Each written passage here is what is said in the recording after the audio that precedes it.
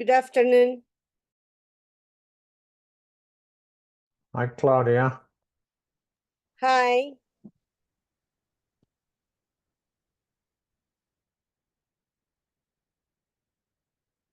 Well, we're waiting. I'll just mark you present. Claudia Reyes.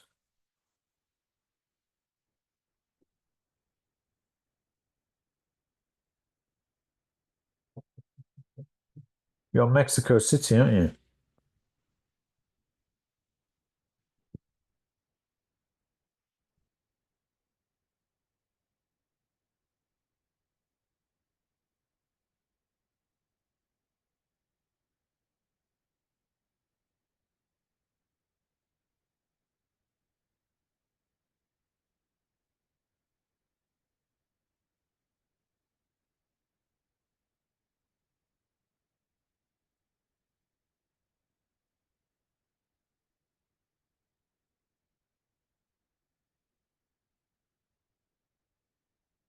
Welcome, Hammer. Hello. You in Mexico City, Hammer? No, actually, I'm in Jalapa. Jalapa, okay. Yeah, but I think we got there because of International House of Mexico City. Oh, I see.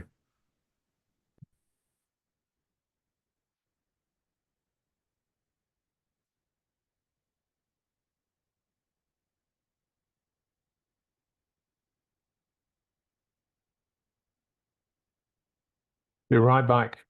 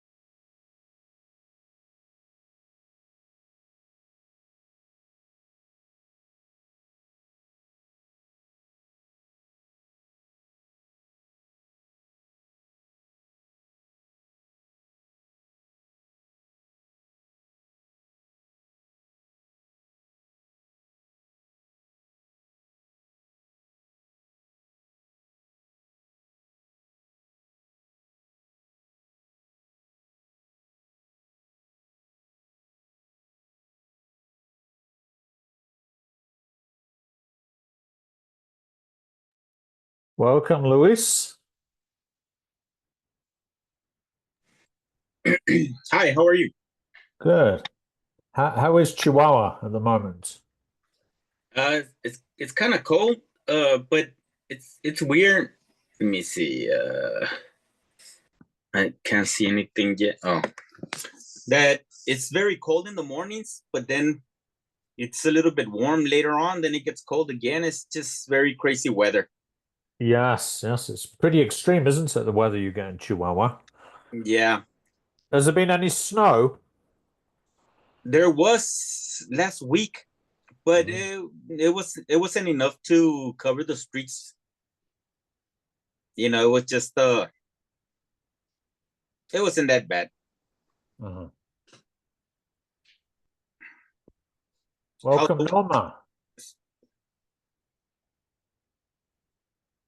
Yeah, it's been quite mild in Mexico City. Yeah, not too cold compared to previous years.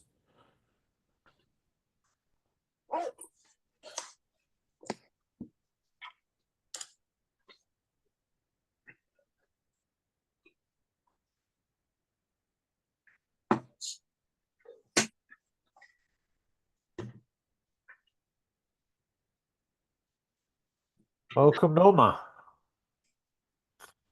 Hello, good afternoon. Norma, where are you? I'm in Playa del Carmen. Okay. Just making sure that you are all on the list here. Playa. Oh, come on.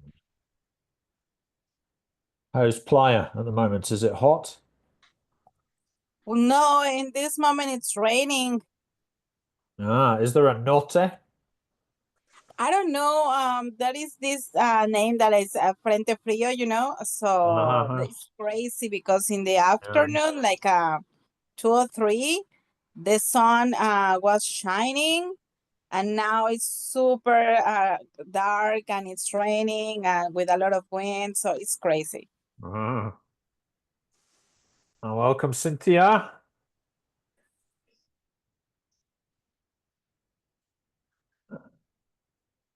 Cynthia from Riviera Maya.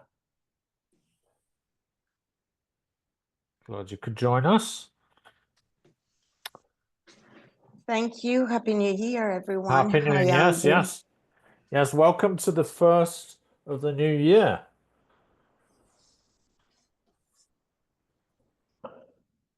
And welcome, Jessica. Jessica is also from Riviera Maya. Hi, good afternoon, everyone. Happy New Year, by the way. Yeah.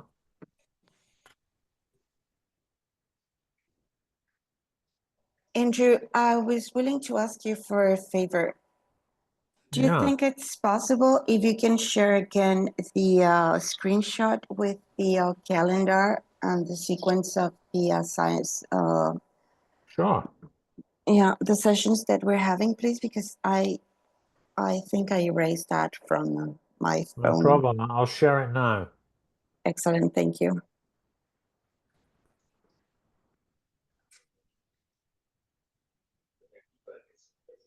I'm also sharing the masterclass handout because we're going to need that today. But there's the calendar. As you can see, this is week 7. We're doing the writing paper.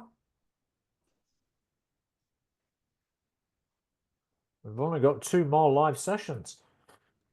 So today we'll be looking at the IELTS writing paper, looking at types of writing tasks that are found on the IELTS writing paper, and we'll be sharing some tips about teaching writing skills.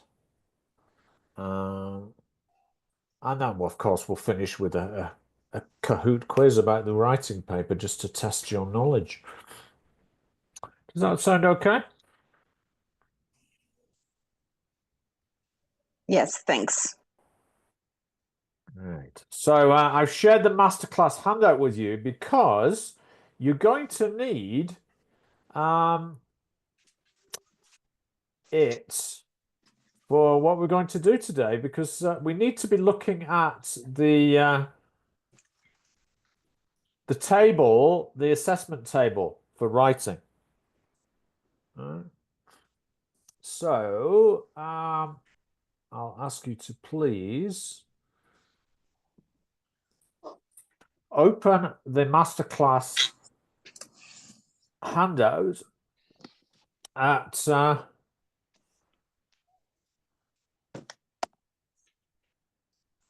yes, page 25, because you're going to need this. Just stop sharing this now.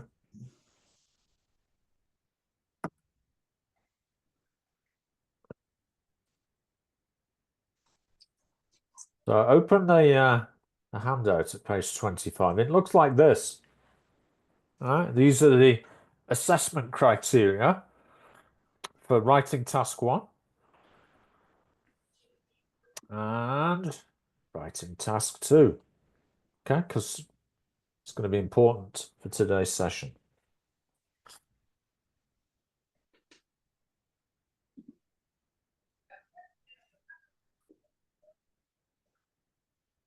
All right, so we're going to start with a masterclass advice for the writing part of the test.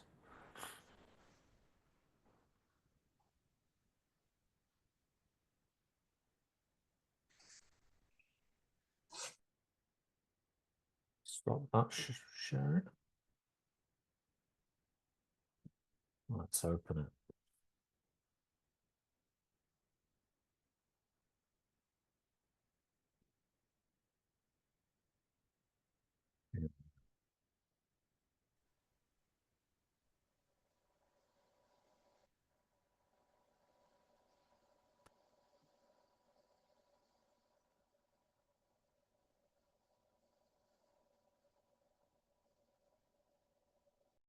All right.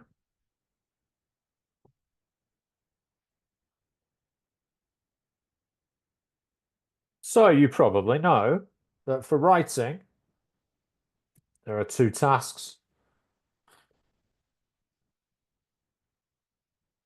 Whether it's academic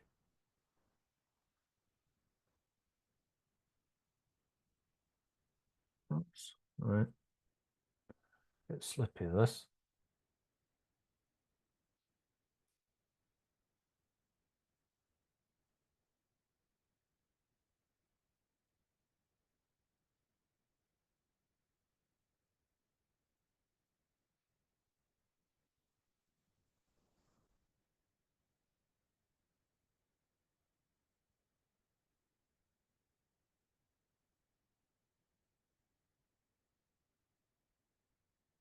All right. Task 1 for the academic consists of summarizing information presented in a visual format, whereas task 2 is an essay in the academic.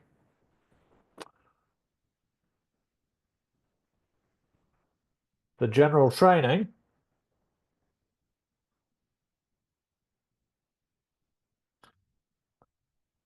task 1 is a letter,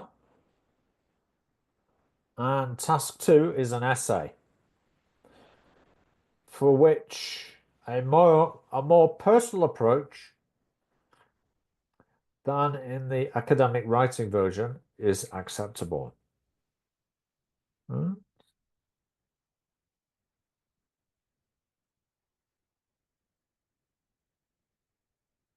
So writing, how you'll be scored.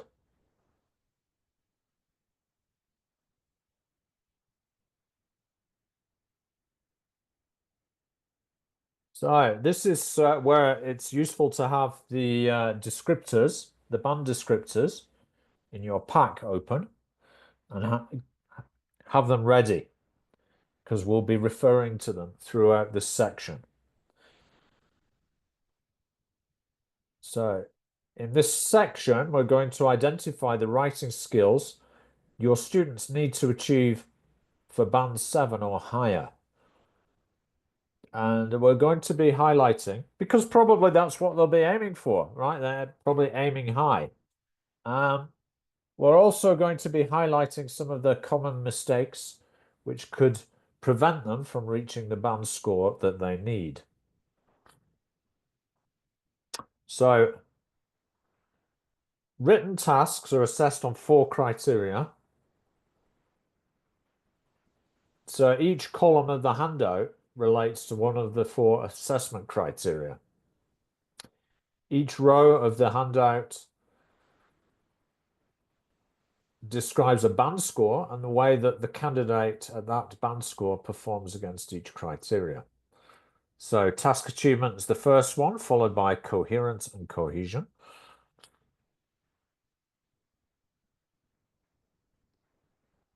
Lexical resource and grammatical range and accuracy.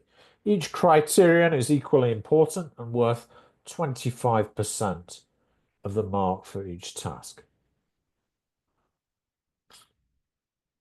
So we're going to start with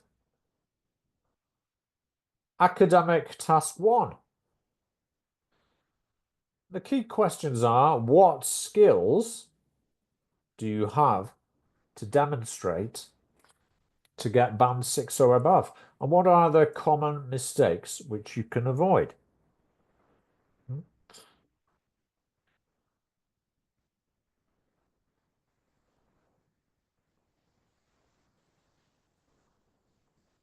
So the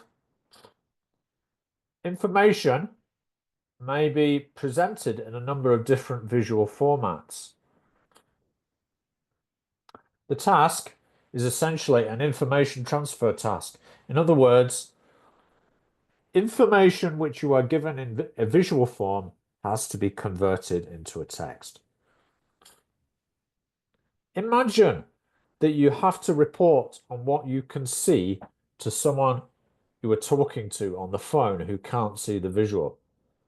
So the students have to identify the key information, the key features, and give a summary to that person. They should only spend 20 minutes on this task, as it only counts for 1/3 of the total mark. They'll lose marks if they write less than 150 words.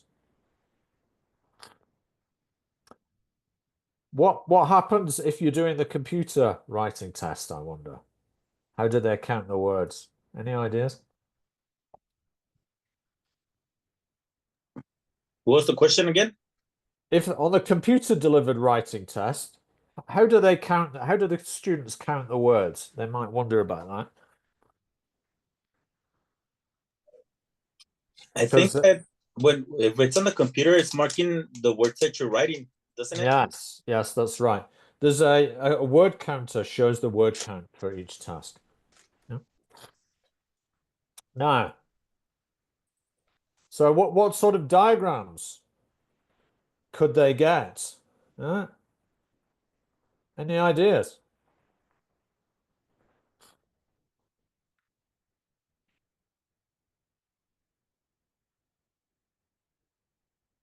Anyone familiar with the sort of diagrams or graphs that they could get? You can put your answer in the chat. Charts, says David. Thank you, David.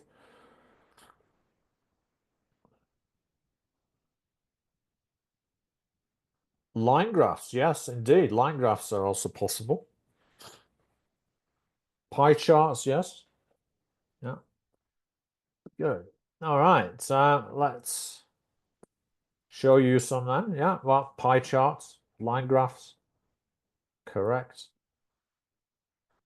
Bar graphs are also possible, as are tables, but also like a diagram like this rocket or a diagram of a process. Those are also possible.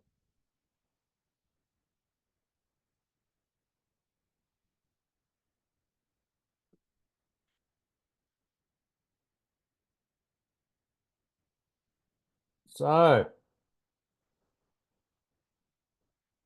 we're going to now take a close look at typical academic task 1.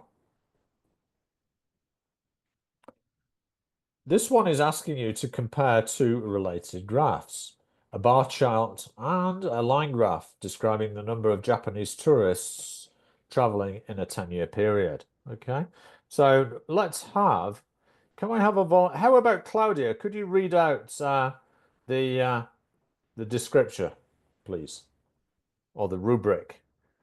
Okay. Starting this, Yeah. You should spend about 20 minutes on this task. The charts show the number of Japanese tourists traveling abroad between 1985 and 1995 and Australia's share of the Japanese tourist market. Summarize the information by selecting and reporting the main features and make comparisons where relevant. Right, so this is a typical academic task 1. This one is asking us to compare two related graphs, a bar chart and a line graph describing number of Japanese tourists traveling in a 10-year period. All right.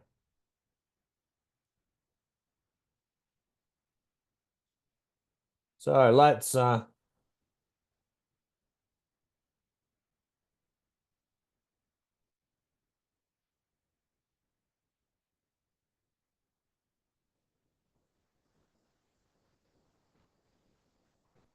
let's try and answer these questions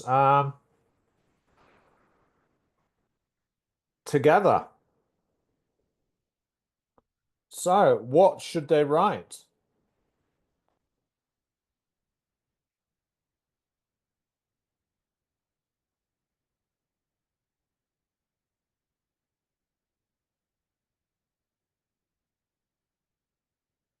Should you make comparisons? Can they give their opinion? What do you think? Yes, I think they could, right? Because they said make comparisons when possible or something like that. Yeah. No, I don't think that they can give their opinion. They cannot, in fact, they cannot volunteer information that is not there.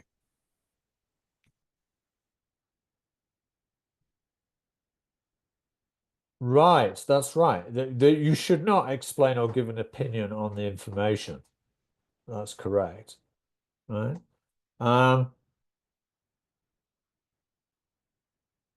But you should summarize, right? The information.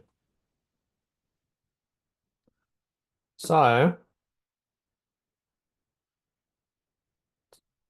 the idea is that you must summarize the information in your own words, highlighting the key features and supporting these with the figures or information given. You should also make comparisons where appropriate and provide an overview. The answer the students write should be in the They are correct expected to prove. format. Yeah. It should be a continuous piece of Yeah. writing, not bullet points. Yeah. They should not explain or give an opinion on the information. All right.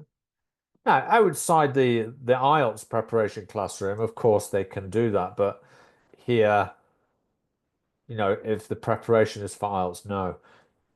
Try not to get them to express their opinion, right? So now, well, what should you do first? David, could you read what should we do first? Of course.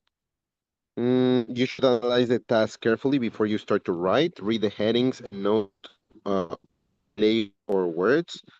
For bar and line graphs, look at the X and Y to understand what they mean. For diagrams, note the processors of events and any other information that is supplied, and try to form an overview in your mind of the information that is provided. Thank you. Jessica, could you read for us, how should I begin my answer?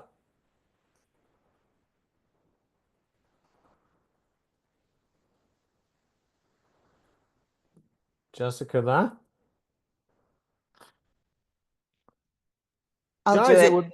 I'll do it. Guys, it would be really helpful if you could turn on your video cameras. I know it sometimes results in a loss of Wi-Fi a little bit, but having your video cameras on would be really helpful. Yeah? Okay. So we can see that you're following us. Okay, I'll read it, Andrew. How Go should I ahead. begin I'll read it, Cynthia. Yeah. How should I begin my answer?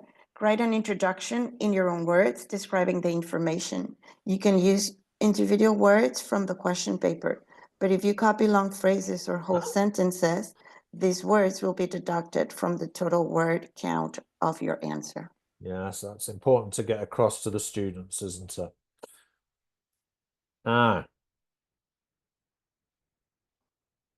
Organization. So it's important to present the information in a clear, logical manner using linking words and paragraphs appropriately. How many paragraphs?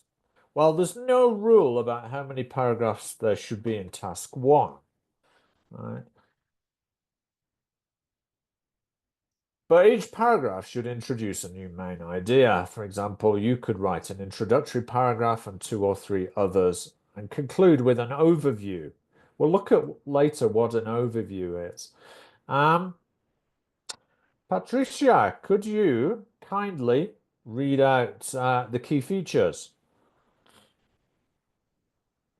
Sure. What are key features? Key features are the most noticeable significant facts contained in the graph. You should select at least 3 key features, which will form the basis of your answer. Do not try to mention everything.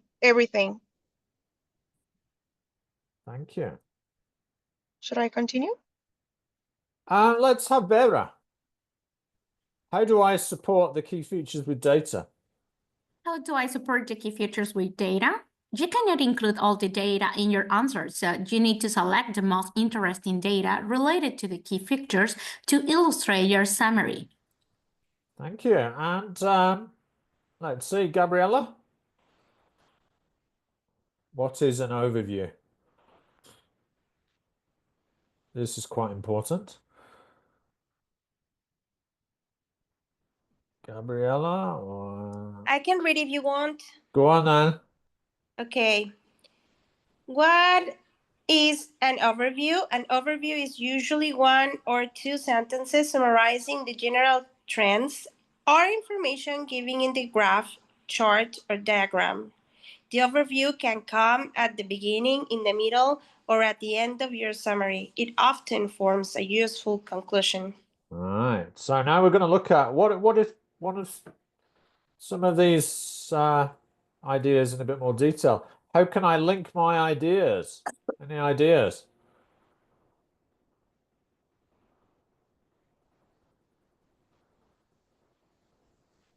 Using transitional phrases, for example. Example? So you can, yeah. Yes, for example, on the other hand, regarding to, no, what could be another one? It's like, secondly, thirdly, so you can organize your text and you can link your ideas, or with the previously mentioned, so you can continue your idea. So that's kind of transitional phrases that I can't remember right now. Yeah, that's right. And good job, thank you. What about good scoring vocabulary? How can we get our students to improve their scoring vocabulary in task 1?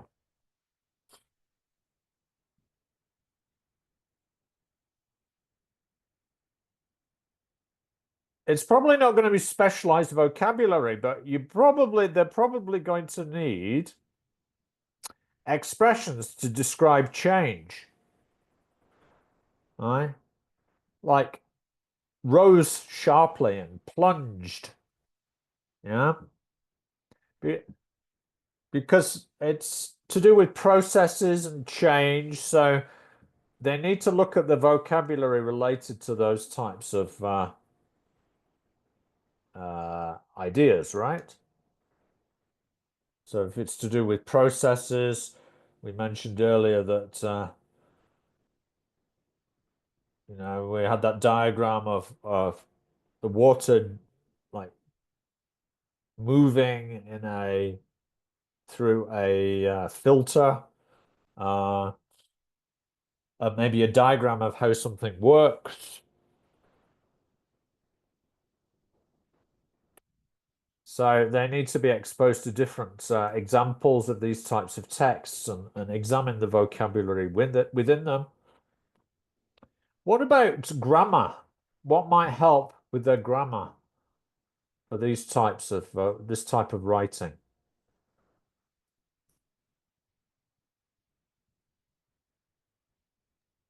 I guess that they usually use like a complex structures, and different tenses. So that you can analyze, and I don't know, only to check if they are using like a really complex structure so they can have a higher score. Right. Yeah, I mean, there could be time-related structures, couldn't they? If it's a graph, a line graph. Um,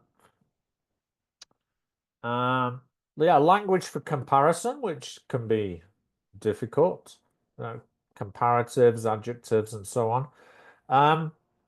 If it's processes, then maybe passive voice would be the thing. Hmm? Sorry, I remember that it talked about the importance of using passive tenses, using question sentences, conditional sentences. Yeah. So I took notes, I remember. All of And that, yeah. It also stated that it was important to write compound sentences, to use conjunctions and things that you usually think that are simple, but that they are very important during the IELTS. Yeah. Yeah, I mean, conjunctions would come into the linking parts, yes. Correct. Good. All right, now let's move on to 3 rules of writing.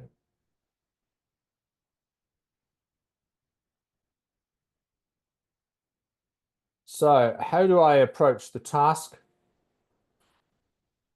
As with any task, you have to set the scene and provide a context. So what you have to do is write an introduction. And key features with figures. Write an overview. So we're going to look at those in turn, starting with introduction.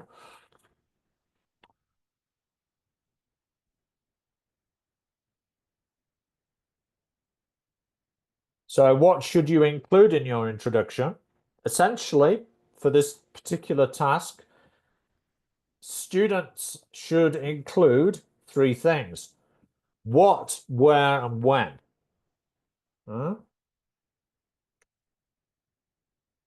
Did the what, where, and when come up there? There we are. What, where, and when, yes.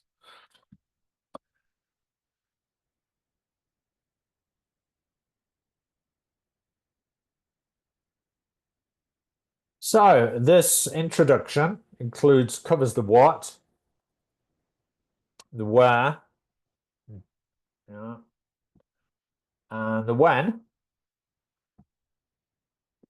in. So there you've got the when. The what's the what?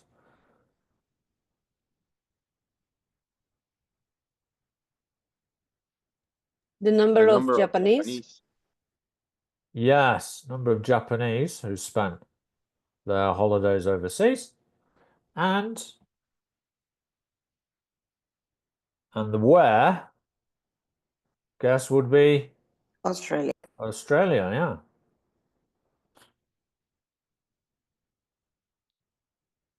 So this introduction skillfully includes the rubric or instructions, while at the same time adapting the grammar to suit the new sentence structure. There's no need to explain what is in the X and the Y axis to the examiner. So my first masterclass rule is write an introduction. What's the second?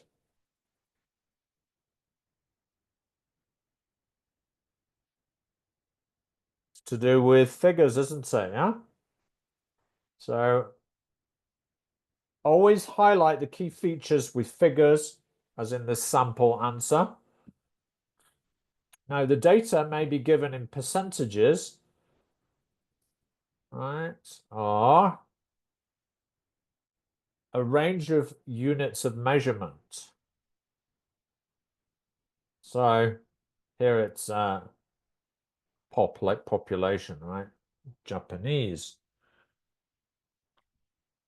It's important to present the data correctly, so it's millions, not thousands, etc. Notice that in English, we don't pluralize the million or the thousand. Although we do in Spanish, so that's a common mistake, isn't it?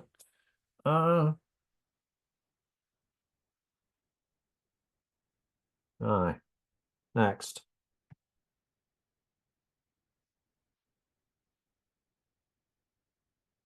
So in this one, we can see the percentages.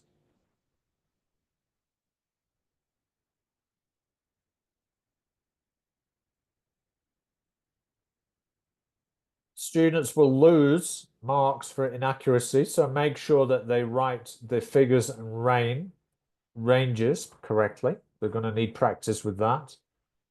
The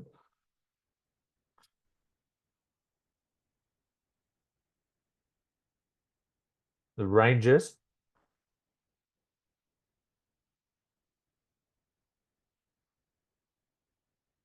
Notice the vocabulary declined, grew, had risen. Also that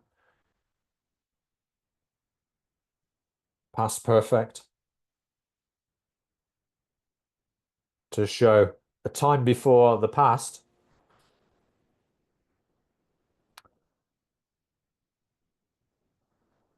Now, I'd like you to look at your masterclass handout, which I sent you.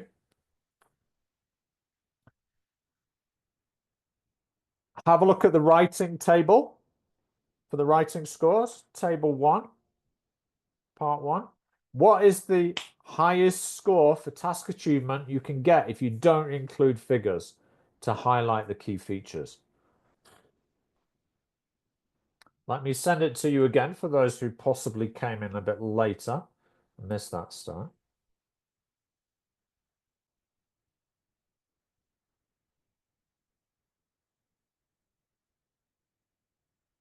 Here's the handout again.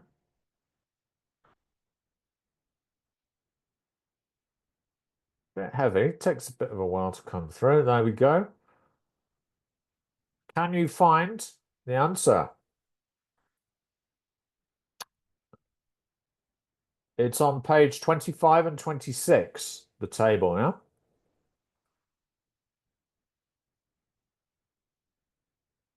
Does anyone have the answer? What's the highest score for task achievement you can get if you don't include figures to highlight the key features?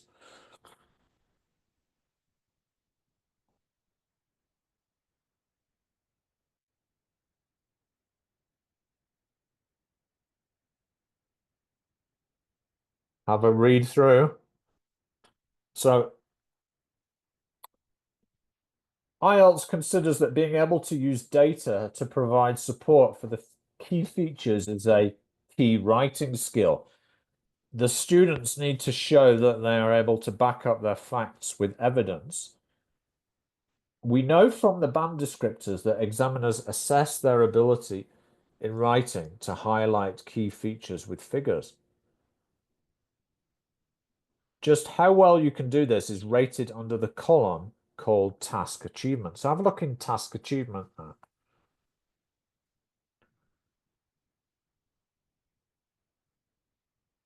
You'll find the answer in the first column, task achievement. Look for the word data.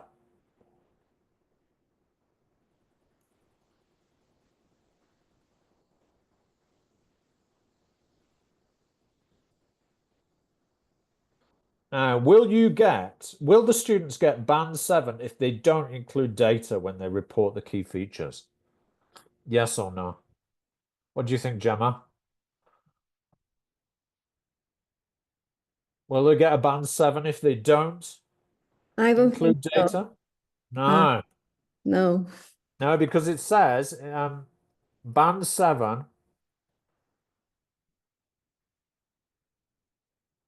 clearly presents and highlights key features.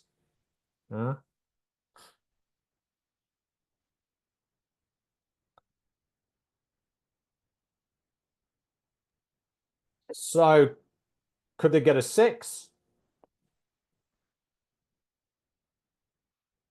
Not really. So it's going to be a 5, yeah? If you look says there may be no data to support the description.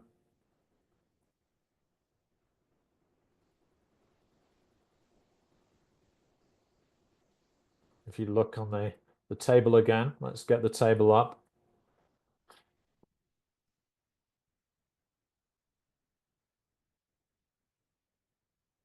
There may be no data to support the description. Yeah.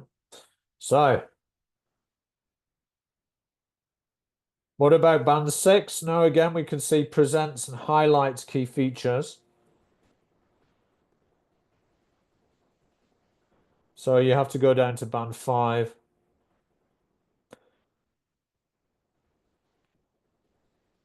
There may be no data to support the description. No. So rule 1, start with an introduction. Rule 2 is highlight key features with data. And rule 3, any idea what rule 3 is? To make an overview? Right, good job. Yeah, write an overview. Right, an overview is the correct one, yes. So an overview is a summary of the most important message written in usually just one sentence. It may be in the introduction or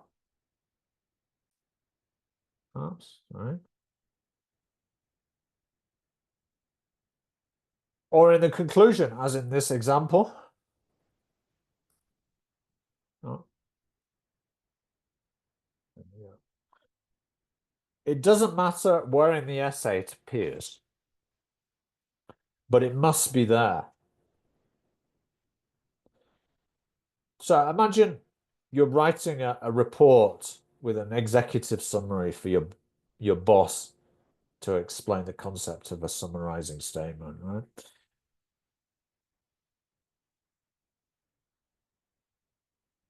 So here's an example of an overview. Bear, could you read this for us, please?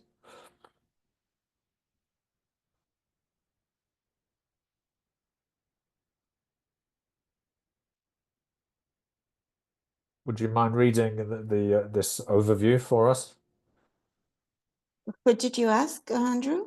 Would you mind reading this, Bear? Oh. Yes. Overall, despite the relatively small proportion of Japanese tourists coming to Australia, the increase in the country's share of the Japanese tourist market corresponded closely with the growth in Japanese tourism overseas, generally with the traveling of both in the 10-year period. Right. So the skill of writing an overview, thank you very much, Bear, is also assessed in the task achievement scale. So let's do another practical exercise, again using the band descriptors for task 1. All right. What is the highest score for task achievement if you don't include an overview in your answer?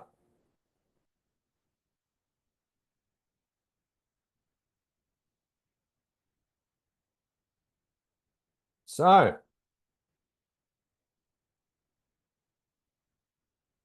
find the task achievement academic writing band descriptors.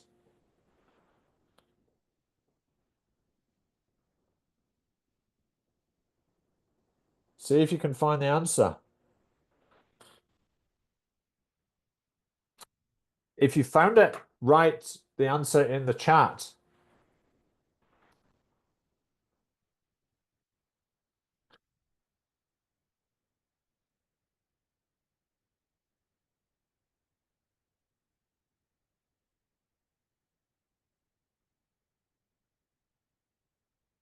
Let's welcome some other people. Anselmo, welcome Anselmo.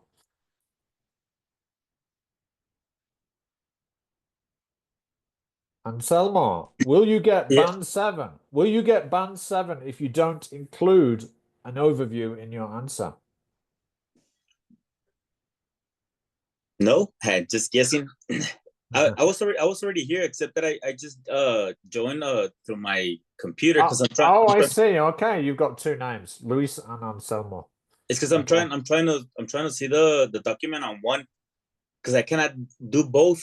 But I don't know how. Can you resend it again so I can open it in the computer and stay logged in on only one on no the problem. iPad? Thank you.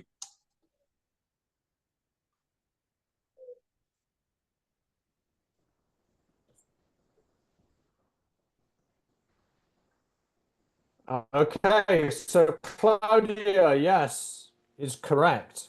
It says band 5, no clear overview. Yes, that's right, Bear, you're correct. Will you get a band 7? No, because it says presents a clear overview, right? That's essential. Let's just have a look.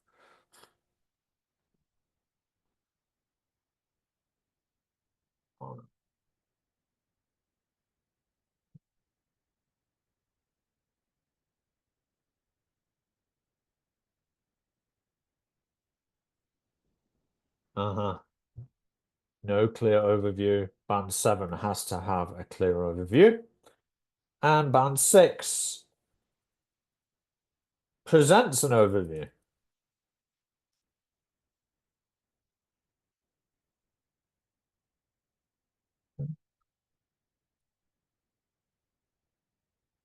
Ah.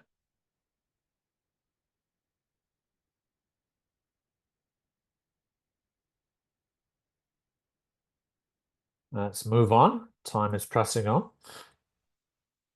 There's still a lot to do. So here's a checklist for us.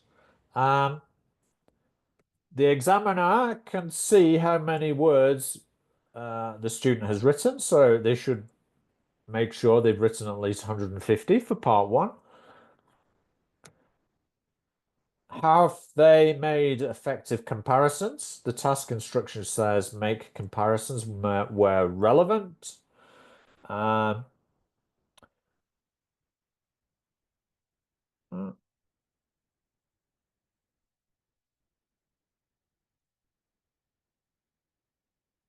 they included the right information? Have they supported the points with figures and examples?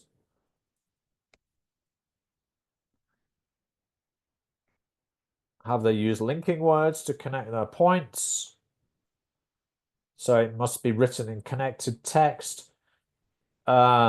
Students will lose marks if they write in note form, or if they use bullet points or numbered lists, right? So it needs to be connected writing. Have they? Yeah, so they need to be trained how to use paragraphs. Now, this can be problematic for, I have to say, for a lot of Mexican students who not very well trained to write at school, right?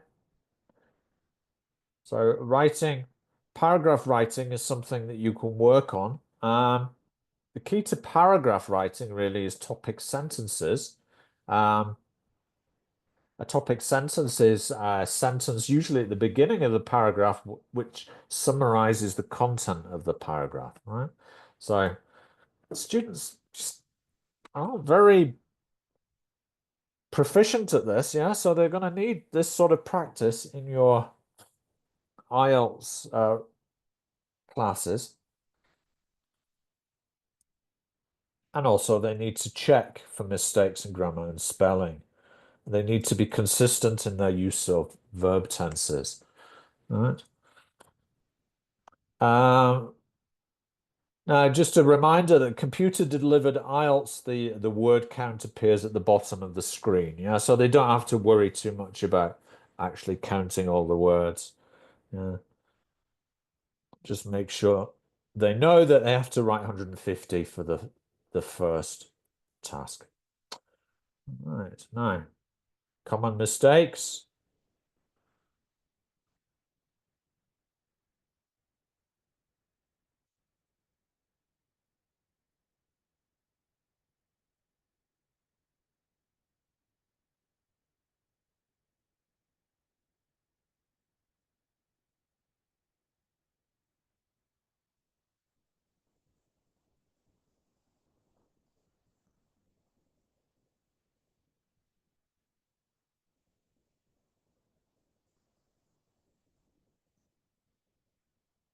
These are the most common mistakes.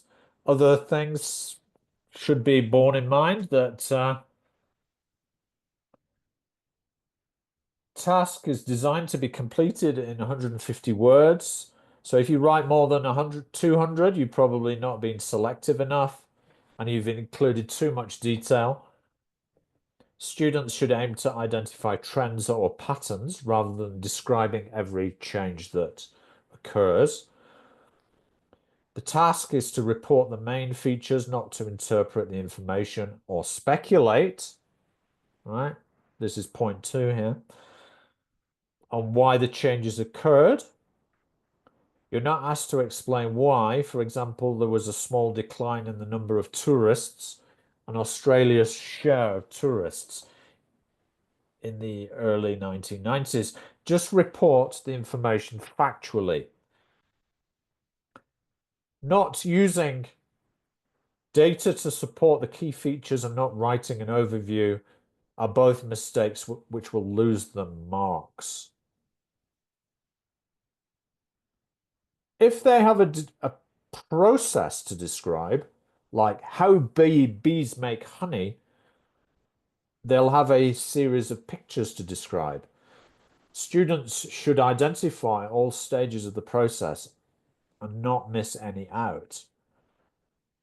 They'll need to include an overview stating how many stages are involved in the process. Examiners will also be assessing how well they use sequencing words to make clear the order. Words like the first stage, the following stage, after that, next, the final stage. Their ability to do that is rated under coherence and cohesion. That's the second column in the table.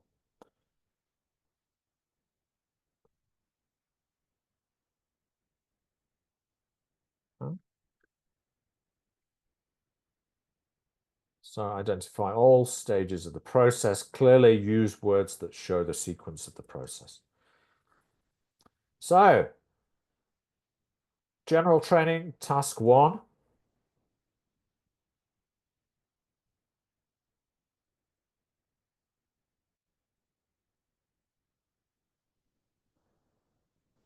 So let's move on to the general training writing task and task 1.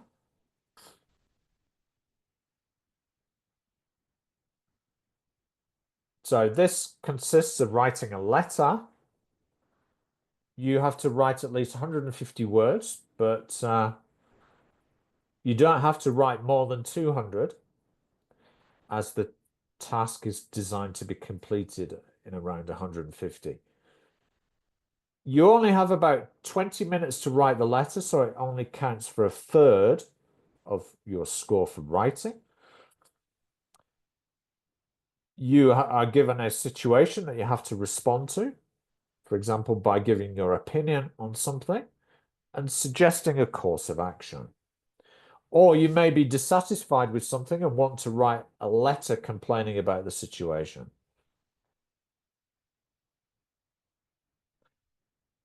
You may be asked to write a letter to a friend, inviting them to stay with you and suggesting when they should come. As you can see in this example, after the situation is outlined, you are given clear instructions in the form of 3 bullet points as to what you should say in your letter. So, analyze the task first. Make sure you fully understand what you have to cover in all parts of the task.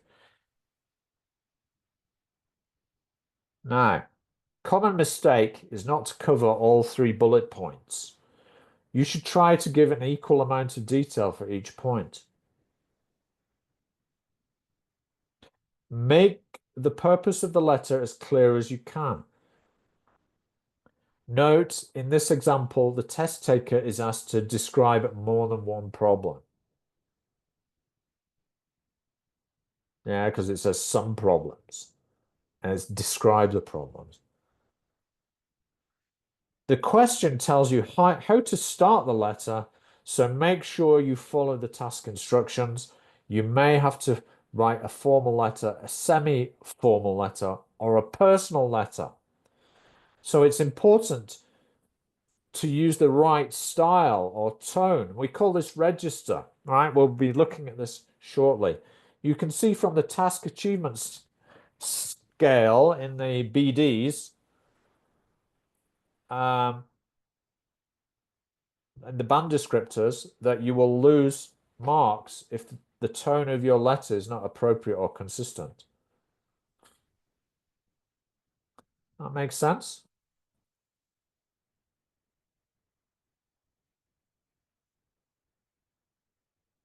So, rules of writing here.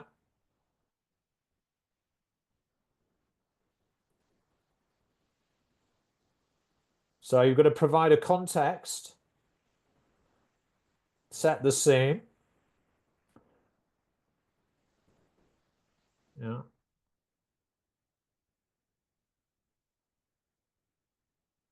Cover all the bullet points fully and maintain an appropriate tone throughout, okay? So this is task 1, general training. State your purpose and begin addressing the points in the task. So what should you include in the beginning? Essentially, for this particular task, you should include the purpose of your letter. State your purpose and begin addressing the points in the task.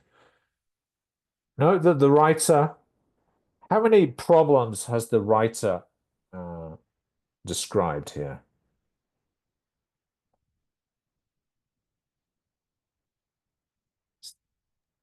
2. 2, yes. So it's the roadworks and the bus timetable.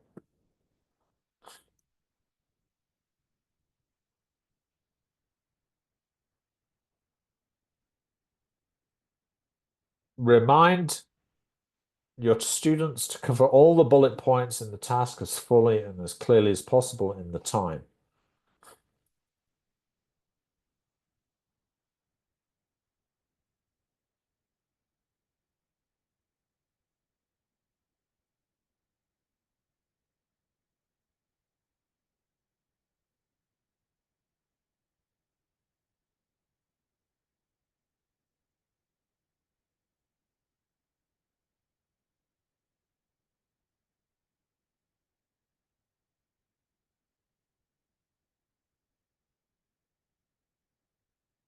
Now, question for you guys.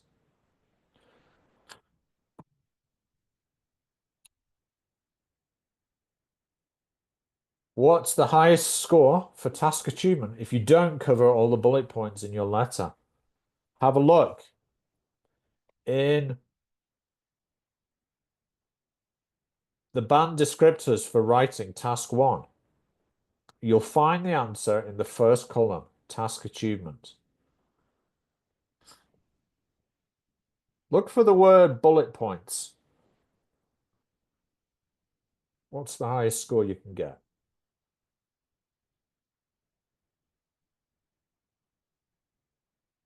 Type the band score, yes. 4? Ah, Claudia. Bea says 5.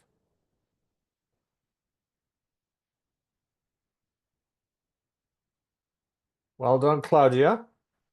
It's 4. So it attempts to address the task, but does not cover all the bullet points.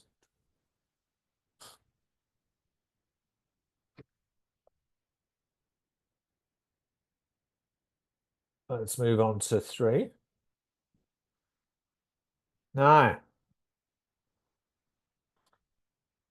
always maintain a tone that is appropriate, formal or informal, depending on who you are writing to, right? This is sometimes known as tenor. It's Tenor, tenor. It's like the relationship between the writer and the reader, right?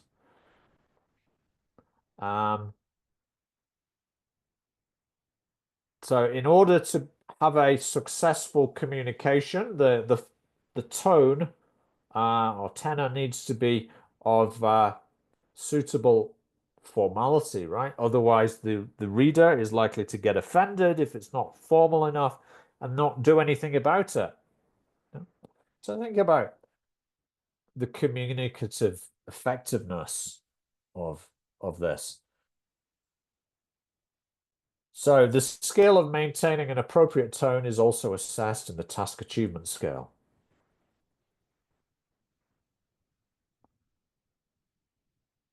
Let's do another one. What is the highest score for task achievement if you don't maintain an appropriate tone? Vera says, was that for this task, Vera, or was it the previous one? For this one. Oh, you think it's band 4? Yes.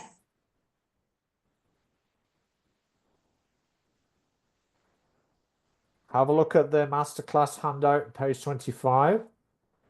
And it's actually band 5, Bea. Well done, yes. So the tone may be variable and sometimes inappropriate. 9 points. Yeah.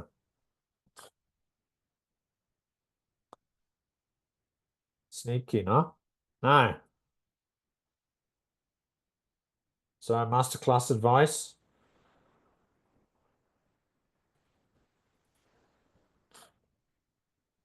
Key thing is to analyze the task, to look for more than one element in any bullet point.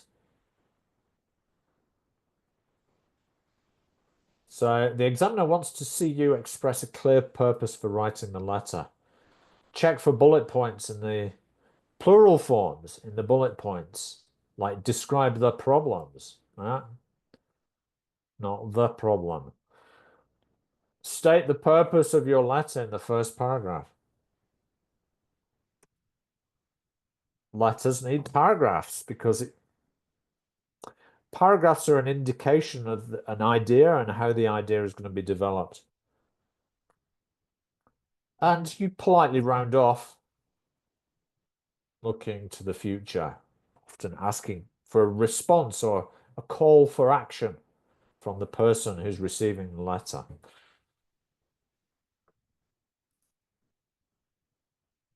Further advice could be. So let's look some advice which will avoid us making mistakes. So choosing the right tone.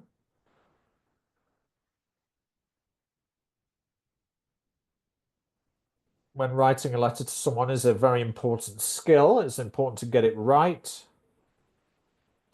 Now, I'm going to read a letter to you. Do you think the writer of the letter uses the right style?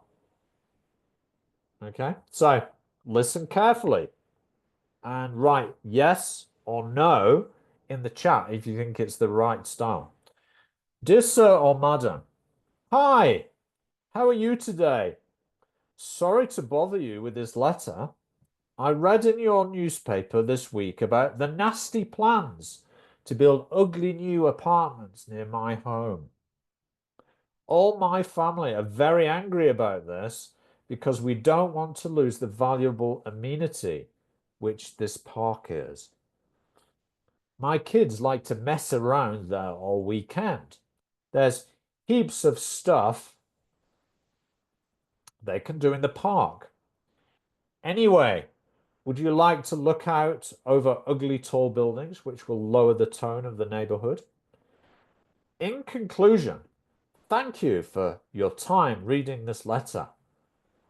I like reading your newspaper very much too. Please don't hesitate to contact me for further information, and I look forward to hearing from you soon. Kind regards. So what do you think? Is what grade would you give that? BSS? Is that for the past task? No, it's inappropriate. Is it all inappropriate though, Claudia? Yeah, I think overall it's not appropriate, but there are elements of it that are appropriate, aren't there? Like the signing off at the end is kind of appropriate, but it's like the middle part of the letter is not appropriate. Yeah, it's a mix. But it's as David says, it's not in a consistent register.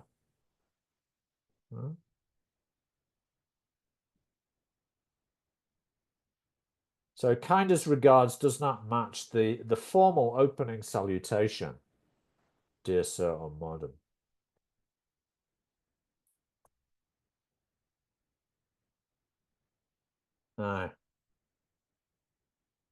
No.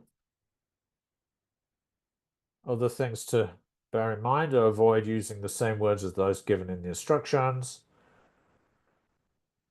Start the letter as shown in the question. And they must insert a name. Or for a personal, like Dear Mr. Oliver. Or for a personal letter, you could say Dear Andy. It's not usually appropriate to use the recipient's occupation, like Dear Teacher, if writing to their teacher. In any case, they shouldn't leave the opening as just Dear, right? Don't bother with the address.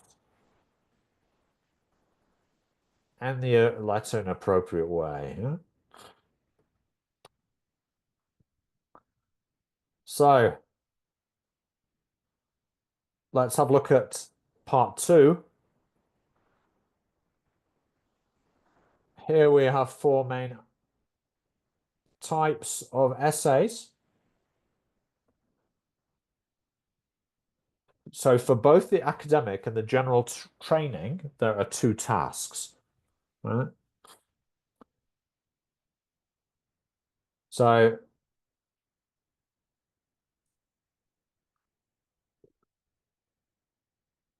task 1, academic, consists of summarizing visual information summarizing information presented in a visual format, and task 2 is an essay.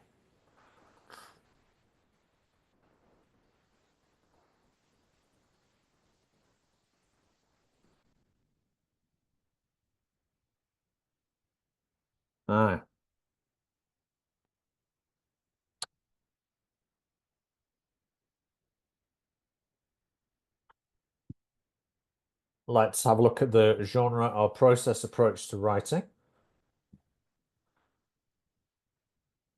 So there's a discovery stage or genre analysis that involves identifying layout, organization, formality, language, and text type.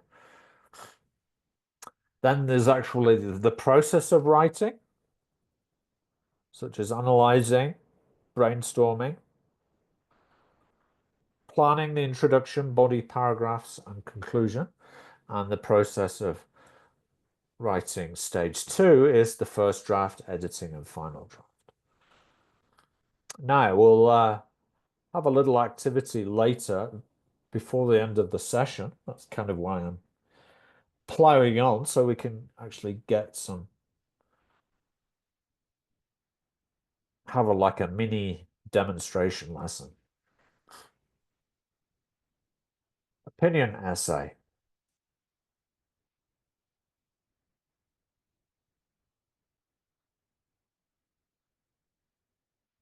So task 2 essay counts for 2/3 of your writing mark. So students should make sure they spend 40 minutes doing it. But they shouldn't start writing as soon as they see the task. First, they have to analyze the tasks to decide on the right approach to take, because different tasks require different approaches. Right.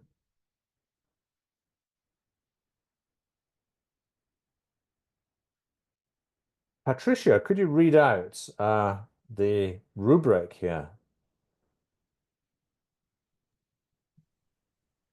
Sure. Yeah, some people. Some people believe the increasing popularity of shopping as a leisure activity is a positive trend. To what extent do you agree or disagree with this opinion? Yeah. Now, the task rubric here could also say, do you agree or disagree? Yeah. How many parts do you have to address in order to reach band 7 in task response? How many parts do you have to address in order to reach band 7? Any idea?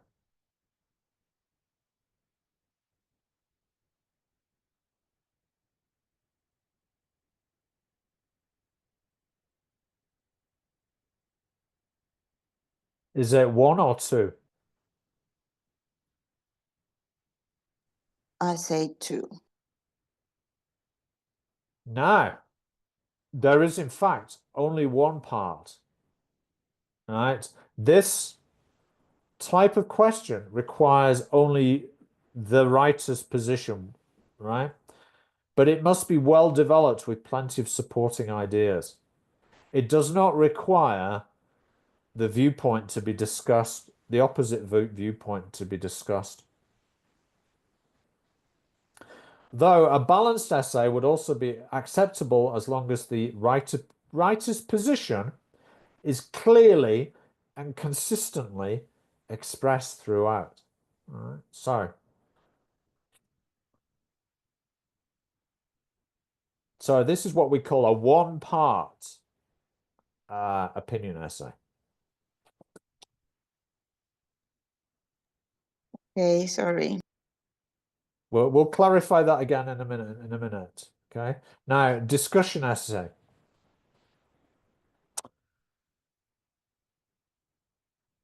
Can I have a volunteer to read the rubric here? Patricia, again, could you read it? Yes, sure. Which one? I think Oh yes, some people. Some people. I read it already, right? Or is it No, it's a different? different one. Oh no, Yeah. I got it. Some people believe the increasing popularity of shopping as a leisure activity is a positive trend. Others believe it is harmful to individuals. Discuss both these views and give your own opinion. All right. Now, this is a general training topic. Now, the topics tend to be less academic in nature, being more practical and everyday. Having 2 questions to answer is typical of a general training task too. How many parts are there to this task?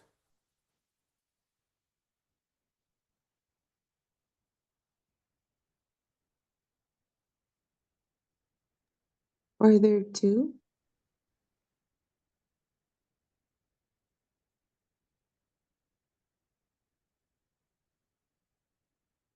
The answer is actually 3.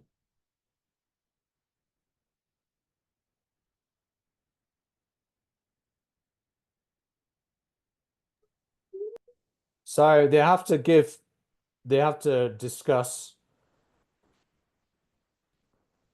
the positive, the negative, and their opinion. So there's actually 3 parts. You see that? Yeah.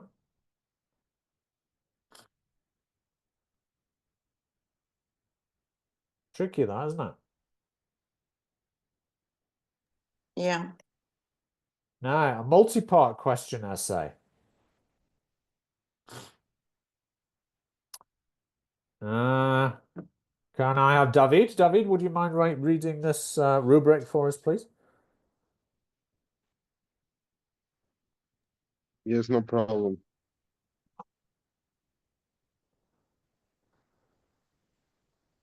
So just from the word shopping. Yes, sorry. Shopping is becoming more and more popular as a leisure activity. However, some people feel that this has both positive and negative effects.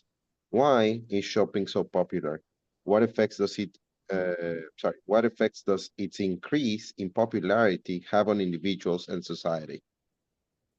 All right, so this is also a general training topic. Again, less academic, more practical and everyday. Having 2 questions to answer is typical of a general training task too. Now, analyze this task. How many parts are there to this task?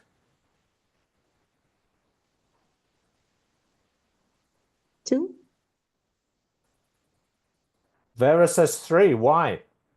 Why do you say 3? Well, because we have to analyze, first of all, the both sides, positive and negative. And I guess at the end, you have to give your own point of view. Yes, and I guess that is 3 for that reason. Yeah, you're right on the number. To fully address the task, the response would need to first present an opinion on the popularity of shopping, and then discuss how this popularity has an effect on individuals and society. Yeah. So there's actually, yeah, you're right, there's actually 3.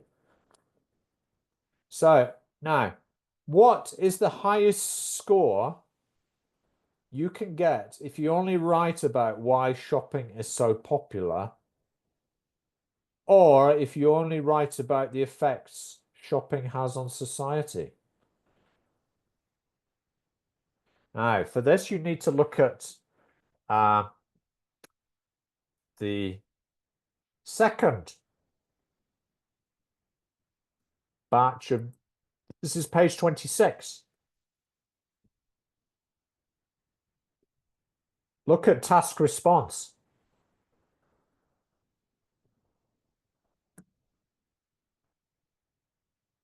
So what's the highest score if you only write about why shopping is so popular, or if you only write about the effect shopping has on society?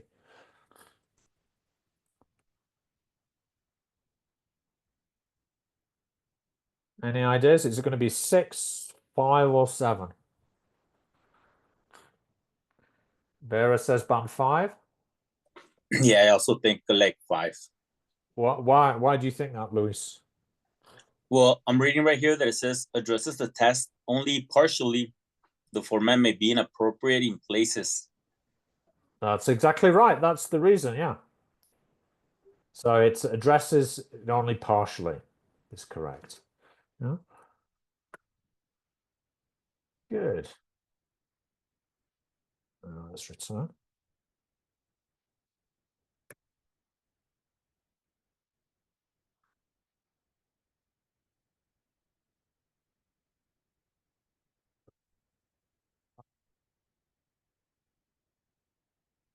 No. So only addressing this part of the task will limit you to band 5, whether you do academic or general training.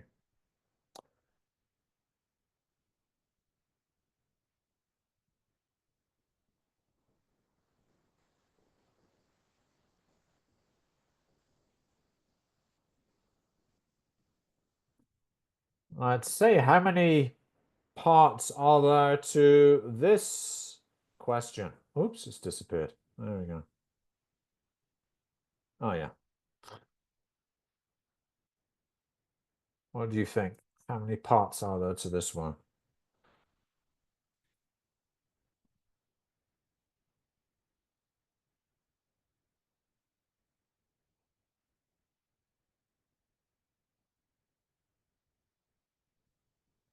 Any ideas? Put your answer in chat. Is it 1, 2, or 3? Vera says 2. Anyone else? Anyone agree with her? Claudia says 2. Bear, what do you think? Luis? Gemma? Yeah, it's 2. So describing any problems that are associated with increasing popularity of shopping as a leisure activity. That's the first one. And an opinion about whether the problems outweigh the benefits.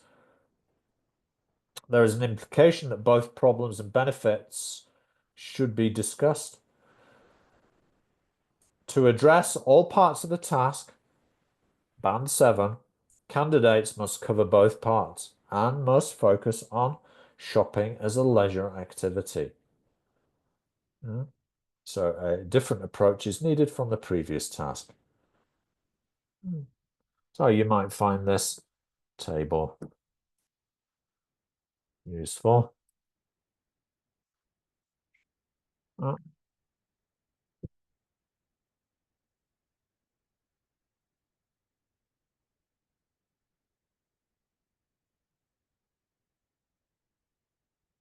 Rather than try and read this out, I'll just take a screenshot and put it into the chat.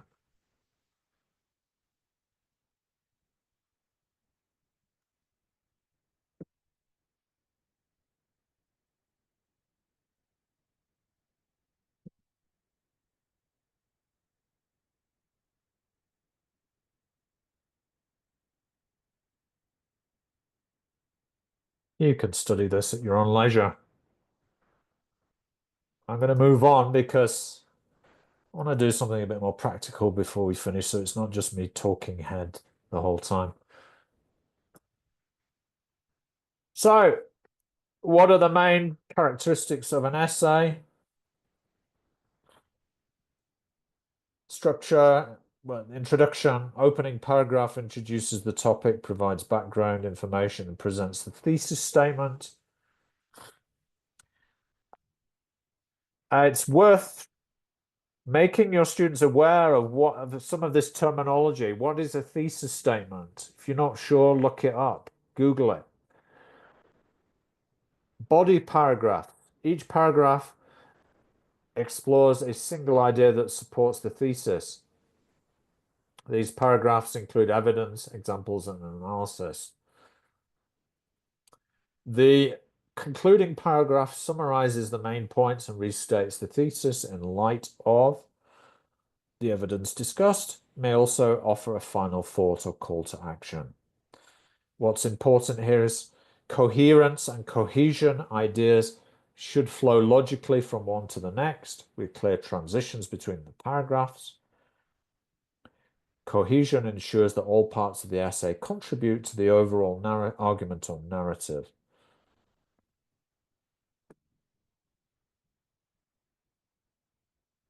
So, advice.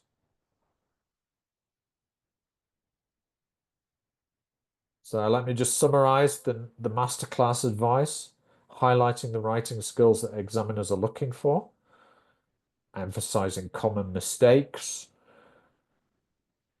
that students should avoid in this part of the task. So time allocation is important. Task 2 worth twice as much as task 1. Decide on position. Express view clearly, provide examples. Organize ideas into paragraphs, each with a clear focus. Use a range of vocab and grammar structures. Analyze the task, write relevant content. Linking words to connect and sequence ideas. Don't write in note form or use headings, bullet points, or numbered lists. Check your work carefully. And know your mistakes. Go for them.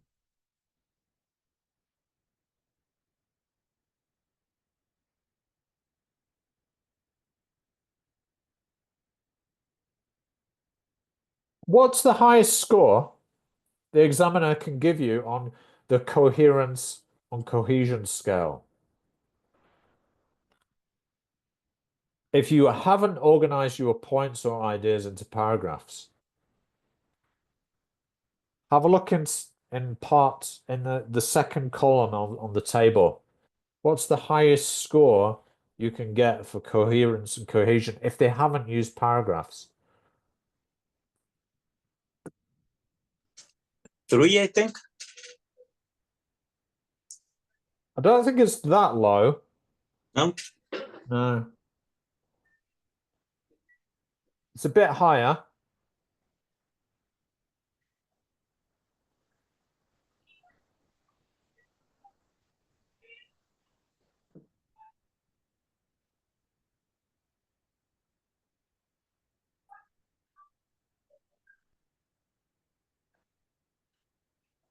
Four.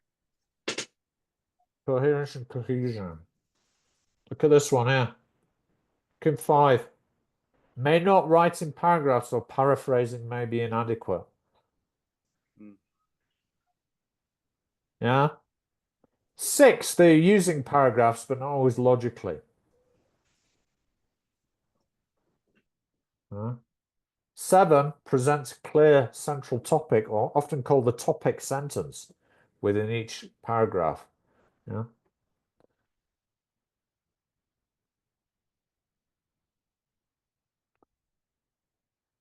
All right. Any questions before we just have a look at some actual writing ideas for writing lessons?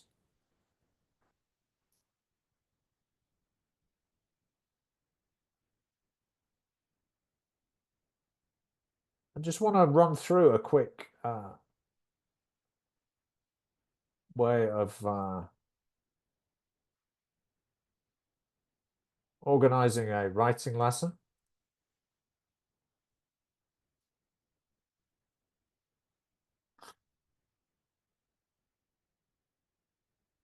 So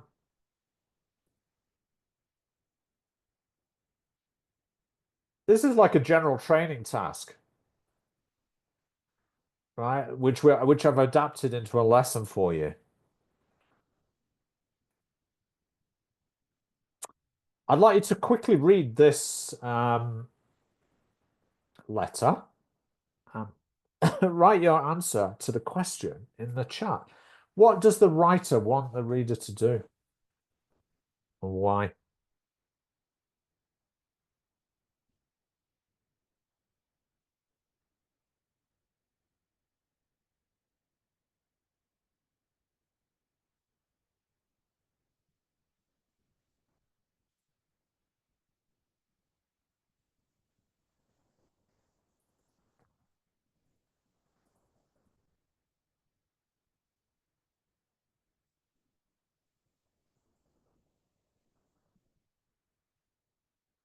So the writer is Andrew Watson. The reader is Sir or Madam. So what do I want this this Sir or Madam to do? Right, he wants the reader to give him a room for himself. Oh. With a quiet student, yeah, if possible, if he can't have one for himself.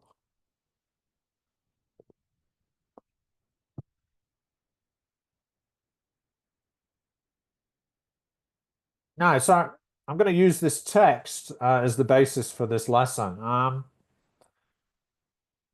Yeah, so Vera correctly points out, as does Bear and Gemma, that he's making a request about changing the room. So that's the request for action, isn't it? So with this sort of genre approach or product approach, often called, we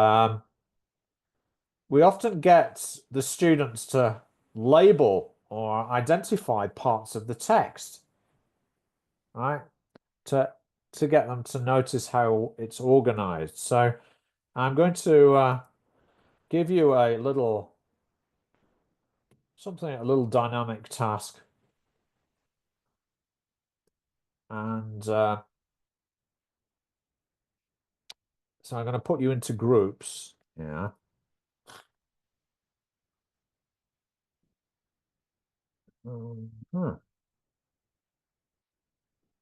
And I'd like you to use these sticky notes to label the parts of the letter. All right. So obviously things like date are easy to identify. And I'd like you to work on groups according to the places you're based in. So if you're in the Riviera Maya or Cancun, if you're from Chihuahua, slide B. If you're in Querétaro, slide C. If you're in Colombia, slide D. Or Jalapa, Ciudad de Mexico, and Edomex, group E. Okay, so I'm going to give you the link now.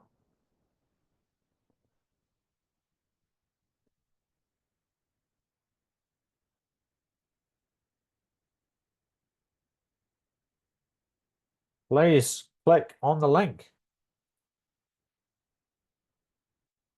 Find your slide.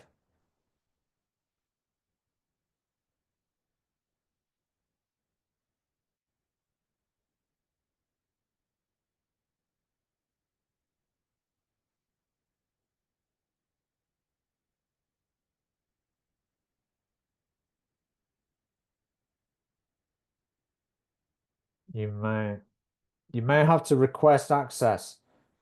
If you look down at the bottom right, sometimes it says you can give access that way.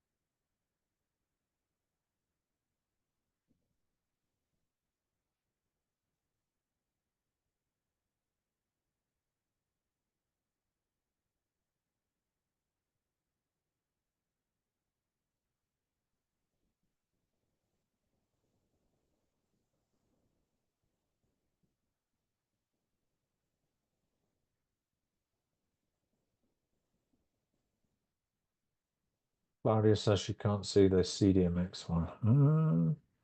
Oh, the text has disappeared. Oh, that's because someone's moved it. Move it back.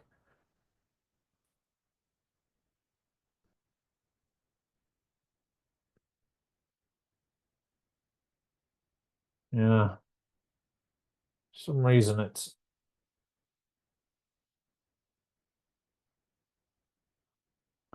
been brought to the front. Oh well. Anyway, you can sort of see the type of activity you can do to make students aware of the different stages that a successful communication needs to go through. And here are the answers. And you'll notice that some stages are more essential than others. All right.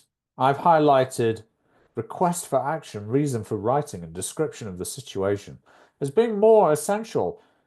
Those are the things that the students really have to get right for the communication to be effective.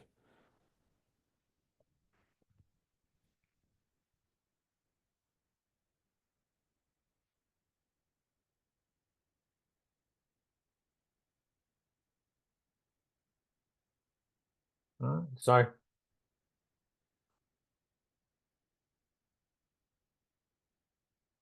making students aware of the layout of writing and these essential communicative stages is really important. And this carries over into training them for IELTS exams. All right. Now, having looked at that, we can work on the register or appropriacy.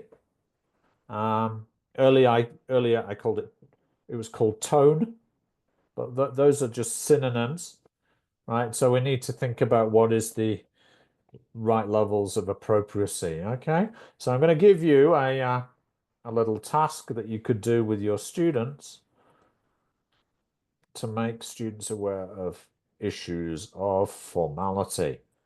It goes into the chat. Could you please click on that?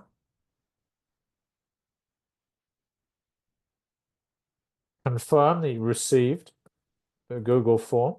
Give me a thumbs up.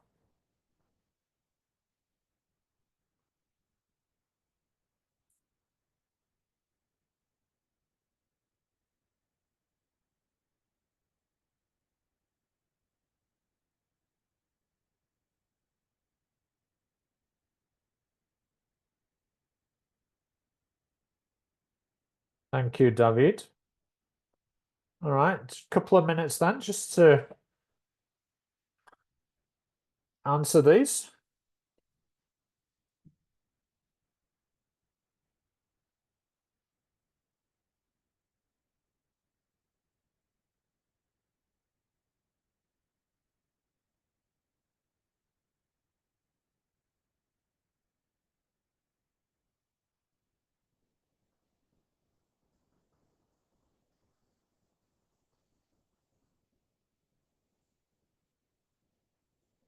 Now, there's only one answer in each case. Only one is permitted.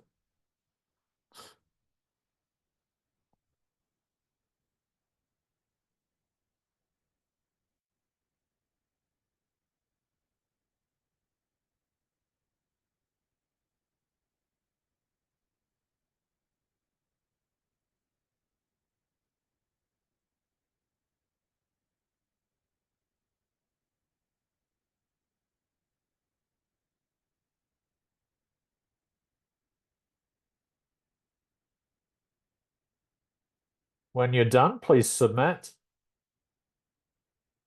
I've got 7 responses. Yes, formal. Yeah, dear sir or madam. Which of these 3 reasons is formal? Yes, it's this one. Yeah, the use of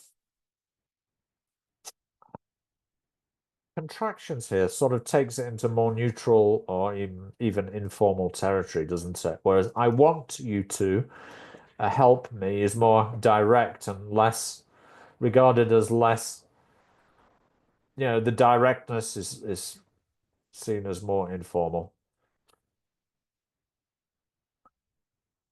Which is more informal in style than the others would be, Yes. Will you give me? Yeah. The other one's more indirect. Yeah. Which is more informal in style than the others? Yes, regards. Regards we often use in sort of neutral or business settings in emails, don't we? Whereas this more formal letter, you'd expect yours sincerely or yours faithfully. Yeah, both are permitted, but regards is definitely the less formal one. Okay, now we've worked on the structure, what we call the generic stages. We've worked on the register or tone. After that, possibly you could work on some of this. How do this use of modal verbs, these indirect questions? Those would be quite useful, wouldn't they? Could you please provide me with? I would be most grateful if. Yeah.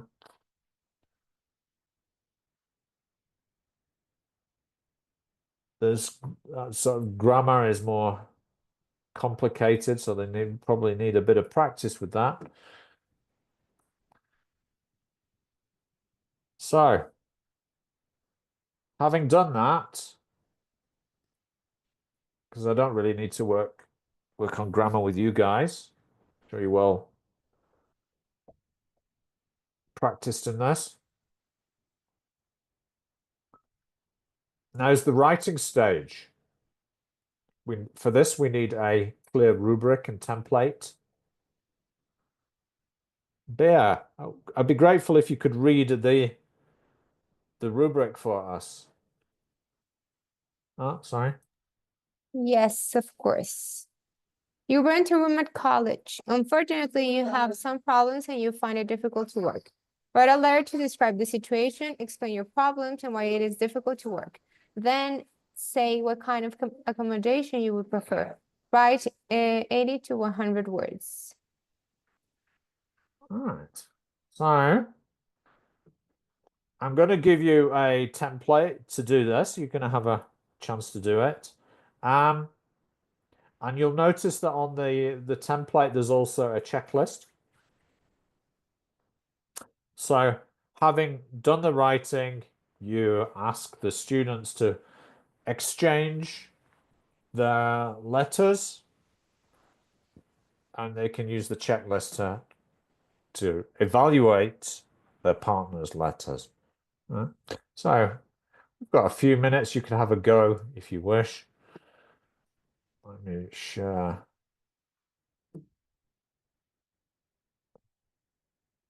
Can only give you about 5 minutes. It's not very long, is it? But there you go.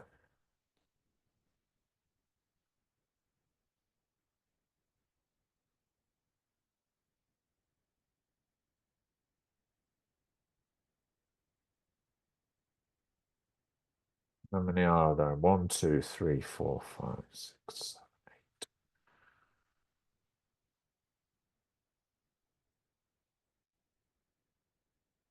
Please click on the link. Find the link.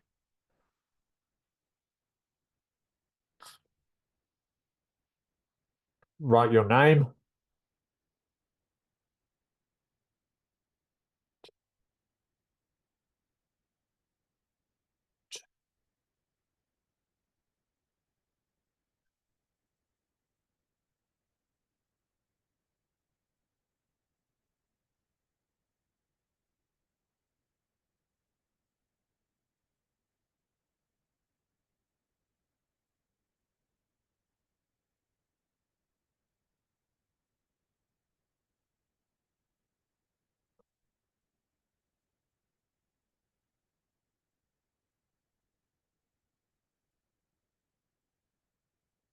Now, if you're teaching online, of course, I'm sure you're aware that these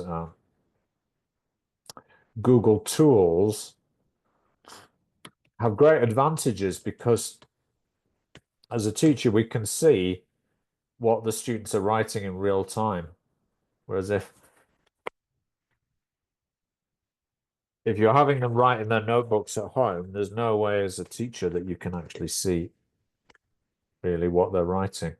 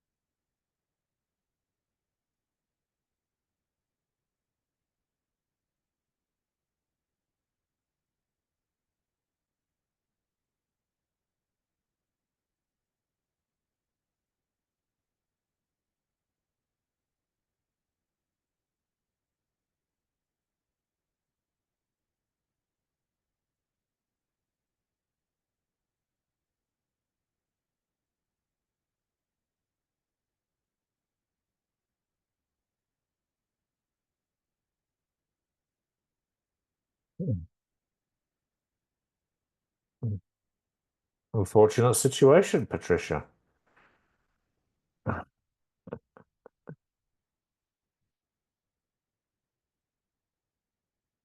All right, well, time is running on. If you feel motivated, you could write it at home. But just here's a quick overview of the genre lesson framework.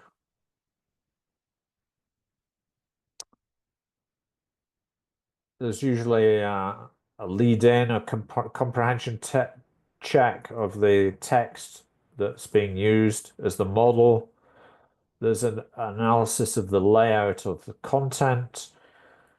We make the students aware of the register, style and appropriacy. Can also work on the grammar a little bit as well. But the idea is we move from the bigger features to the smaller ones. So from layout to grammar and anything like that. And then you have to get them to write according to the task rubric, making sure they're including the necessary bullet points. In the classroom, it's useful to have a template like the one I've showed you on the Google Docs. They can peer evaluate. Reading each other's helps them makes them more aware of their own mistakes. They can rewrite, and then if optional, you could get them to display their writing on the classroom walls. I'm sure you're aware of these types of procedures for writing. Now, just to finish, I think we should have a quick quiz. We've got about 10 minutes left, a little less. So,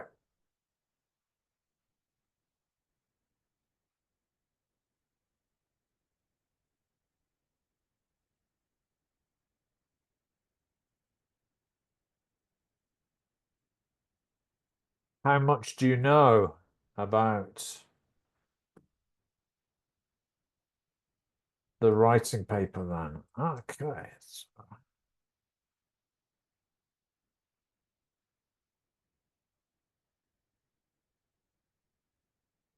The game pen is 759747.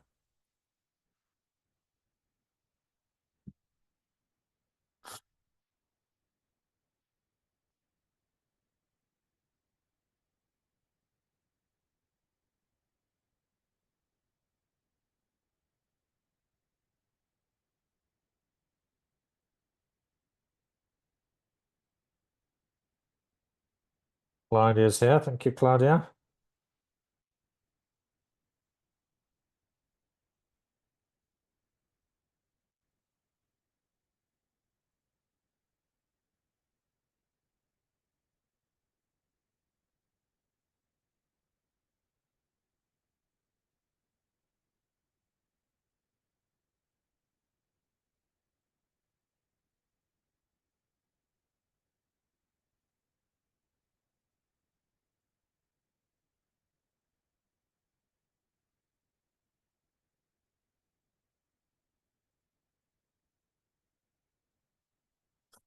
Just while we were doing that, I was just checking the attendance. Bear, a question for you.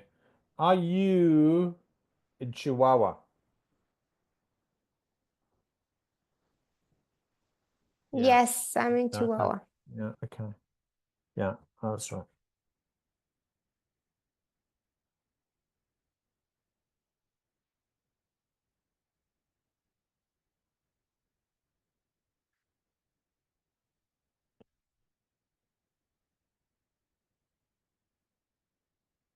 Okay, let's begin.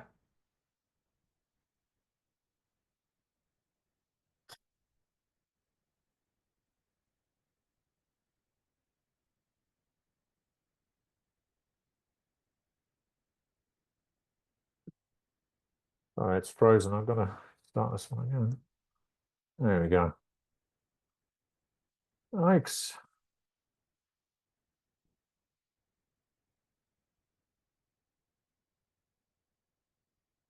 Sorry, guys. There we are. So, which exam asks us to describe some visual information? Yes, it's task AC, task 1. Sorry about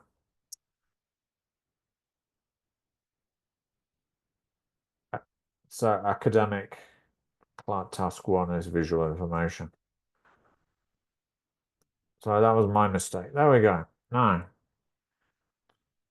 which exam has a recommended time of 20 minutes?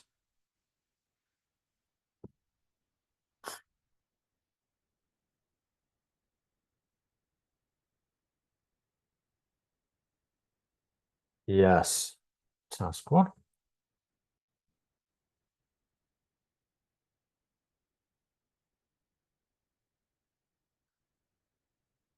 Which is given more weight than the other in the marking.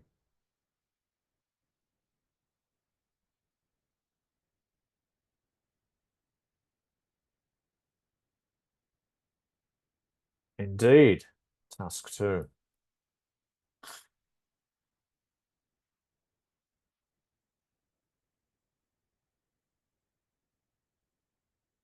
Recommended time of 40 minutes.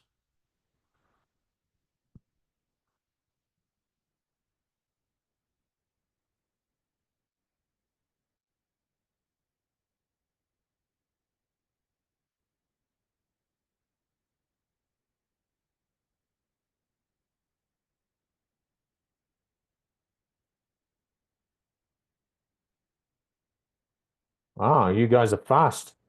Quick draw McGraw.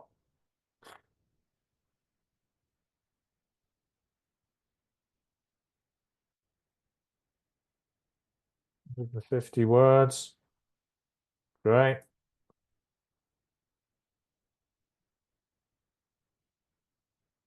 Formal, semi-formal, or formal letter?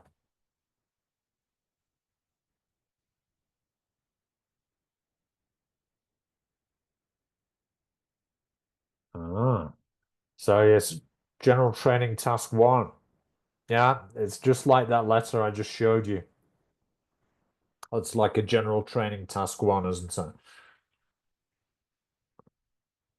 Which task has a discursive essay format?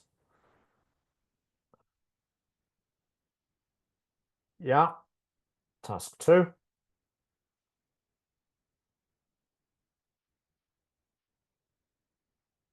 Which is not an assessment criteria for a writing test.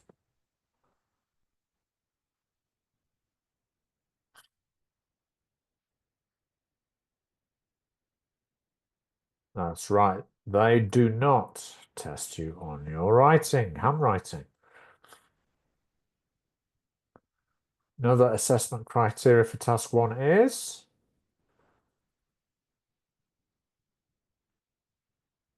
achievement.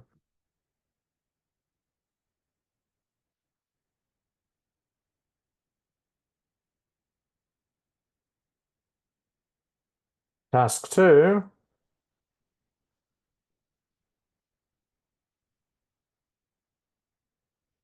Yeah, it's task response for task 2. If you look at the table,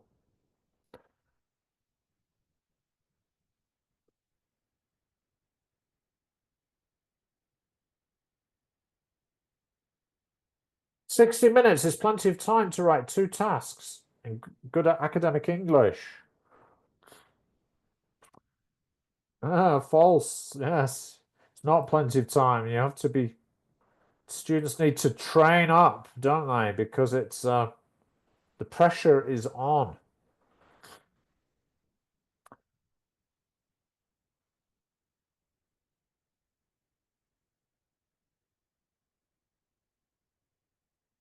Well done, Claudia.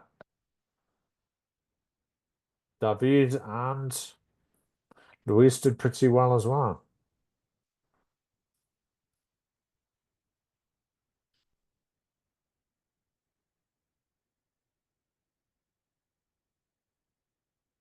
Ah.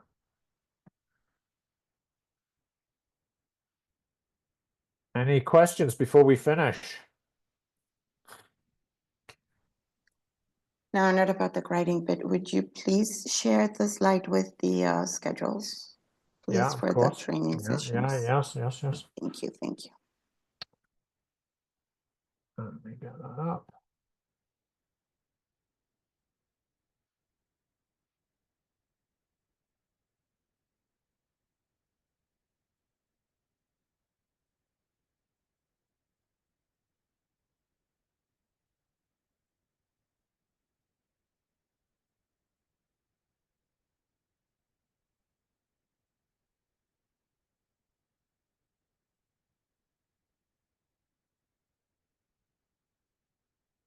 So this is week 7.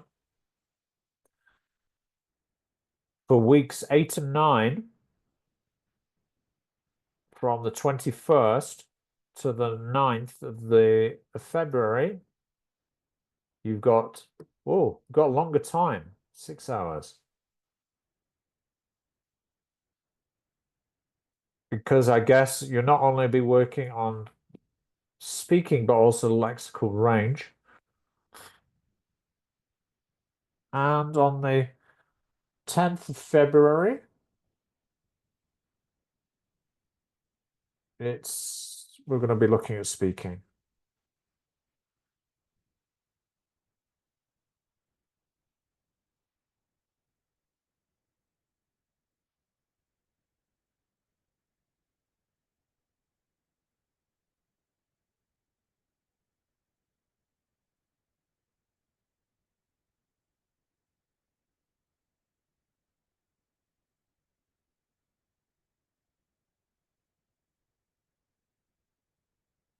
Further doubts, concerns?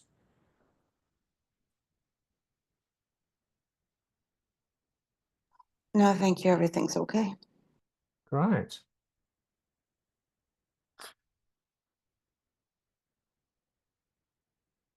All right, well, we can finish a little bit earlier tonight. And so you've got plenty of work to do. And next time. See you on February the 10th. Thank you so much. Thank you for your participation. See you soon. My pleasure. See you. Bye-bye. Bye-bye. Thank you. Thank you very much. Goodbye. The Thank video you. will go onto the platform. Good evening, everyone. Bye. Bye.